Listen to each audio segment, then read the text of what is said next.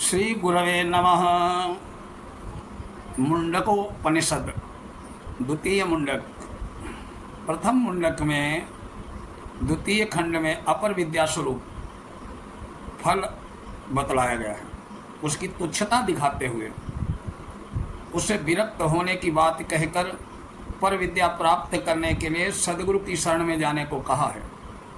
अब पर विद्या का वर्णन करने के लिए प्रकरण आरंभ करते हैं। तदे तत्सत्यम यथा सुदीप्तात् पावकात् विस्फुलिंगाः सहस्रशः प्रभवन्ते स्वरूपाः तदाक्षरात् विविधाश्रम्य भावाः प्रजायन्ते तत्र चैवापि यन्ति। महर्षि अंगिरा कहते हैं कि प्रिय सौनक, मैंने तुमको पहले परब्रह्म परमेश्वर के स्वरूप का वर्णन करते हुए जो रहस्य बतलाया था वो सर्वथा सत्य है। अब उसी को पुनः समझाता हूँ, तुम ध्यान पूर्वक सुनो। जिस प्रकार प्रज्वलित अग्नि से उसी जैसे रंग रूप वाली हजारों चिंगारियाँ चारों ओर निकलती हैं, उसी प्रकार पर पुरुष पर विनाशी पर ब्रह्म से षष्टि काल में नाना प्रकार के भाव मूर्त अमूर्त पदार्थ उत्पन्न होते हैं और प्रलय काल में उसी में लीन हो जाते हैं। यहाँ भावों के प्रकट होने का समझाने के लिए ही अग्नि और चिंगारियों का दृष्टांत दिया गया है। इस उनके विलीन होने की बात दृष्टांत से स्पष्ट नहीं होती। जिन परब्रह्म अविनाशी पुरुषोत्तम से जगत उत्पन्न होकर पुनः उन्हीं में विलीन हो जाता है, वे स्वयं कैसे हैं अब पर महर्षि अंगिरा बतला रहे हैं। दिव्यो हि मूर्त्या पुरुषा सबाह्याभ्यंतरो हेजा अप्राणो हेमना शुभ्रो हेक्षरात् परतः परा। वे दिव्य पुरुष परमात्मा निस्संदेह आकार रहित और समस्त जगत के बाहर और भीतर से भी परिपूर्ण हैं। वे जन्म आदि विकारों से रहित सर्वथा विशुद्ध हैं, क्योंकि उनके न तो प्राण हैं, न इंद्रियां हैं, न ही मन है। वे इन सब के बिना ही सब कुछ करने में समर्थ हैं। इसलिए वे सर्वशक्तिमान परमेश्वर अविनाशी जीवात्मा में अत्यंत श्रेष्ठ और सर्वाथा उत्तम है। एतस्मात् जायते प्राणो मनः सर्वेन्द्रियाणि च कम वायुर्ज्योतिरापा पृथ्वी विश्वस्य धारिणी। यद्यपि वे परब्रह्म परमेश्वर निराकार मन इंद्रिय आदि करण समुदाय से सर्वथा रहित हैं, तथापि सब कुछ करने में समर्थ हैं। इन सर्वशक्तिमान परब्रह्म पुरुषोत्तम से ही षष्टि काल में प्राण मन अंतःकरण संपूर्ण इंद्रियां वायु तेज जल संपूर्ण पृथ्वी का धारण करने वाली ये पृथ्वी, ये पांचों महाभूत सबके सब उत्पन्न होते हैं। अग्निर्मूढ़ा चक्षुषी चंद्र सूर्या दिशा श्रोत्रे वाक् विवृताश्च वेदाः वायु प्राणो हृदय विश्वमस्य पदभ्याम पृथ्वी हेश सर्वभूतांतरात्मा। दूसरे मंत्र में जिन परमेश्वर के निराकार स्वरूप का वर्णन किया गया है, उन्हीं परब्रह्म का यह प्रत्यक्ष दिखाई देने वाला जगत विराट रूप है। इस विराट रूप परमेश्वर का अग्नि अर्थात द्विलोक ही मानो मस्तक है। चंद्रमा और सूर्य मानो उस परमात्मा के नेत्र हैं। समस्त दिशाएं उसके कान हैं। नाना छंद और ऋचाओं के रूप में चारों वेद और वाणी हैं। वायु प्राण है। समस्त चराचर जगत हृदय है।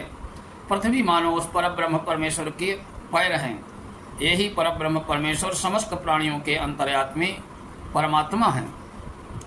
तस्मात् अग्नि समिधो यस्य सूर्यः सोमात् पर्जन्य औषधया पृथिव्यां पुमान् रेता सिंचति योषितायां वह्नि प्रजा पुरुषात् संप्रसूताः। जब जब परमेश्वर से जगत उत्पन्न होता है, तब तब सदैव एक प्रकार से ही होता हो ऐसा कोई नियम नहीं है। वे जब जैसा संकल्प करते हैं उसी प्रकार के क्रम से जगत उत्पन्न होता है। इसी भाव को प्रकट करने के लिए यहाँ प्रकारांतर से षष्टि की उत्पत्ति बतलाई गई है। मंत्र का सारांश है कि परब्रह्म पुरुषोत्तम से सर्वप्रथम तो उसकी अचिंत्य शक्ति का एक अंश अद्भुत अग्नि तत्व उत्पन्न हुआ, जिसकी समिधा ईंधन जो है सूर्य है, अर्थात जो सूर्य बिंब के रूप में प्रज्वलित रहती है।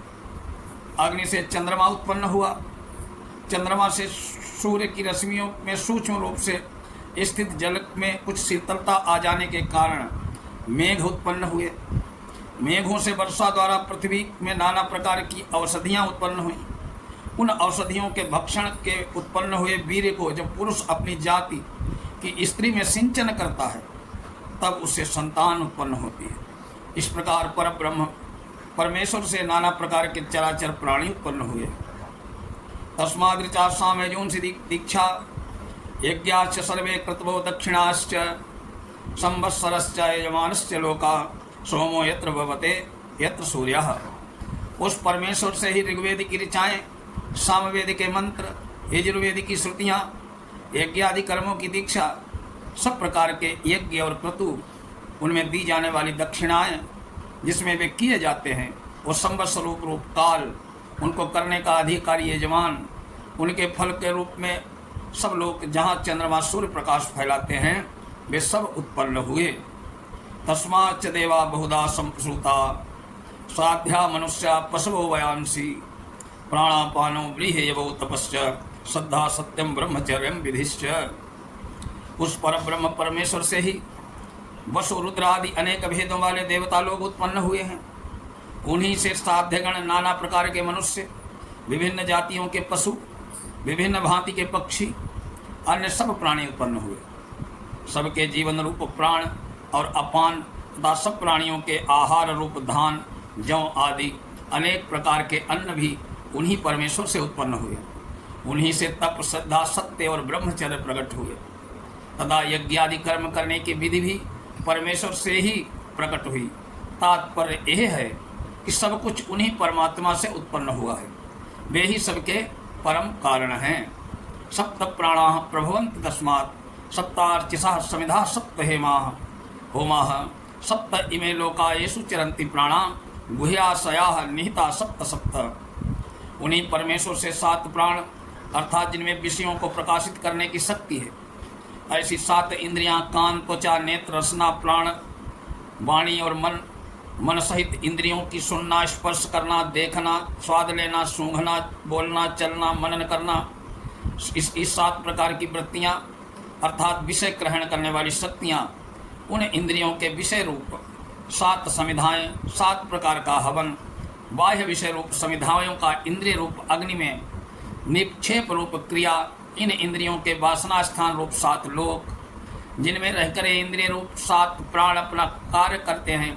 निद्रा के समय मन के साथ एक होकर हृदय रूप गुफा में शयन करने वाले 7 के 7 समुदाय परमेश्वर द्वारा ही समस्त प्राणियों में स्थापित किए गए हैं।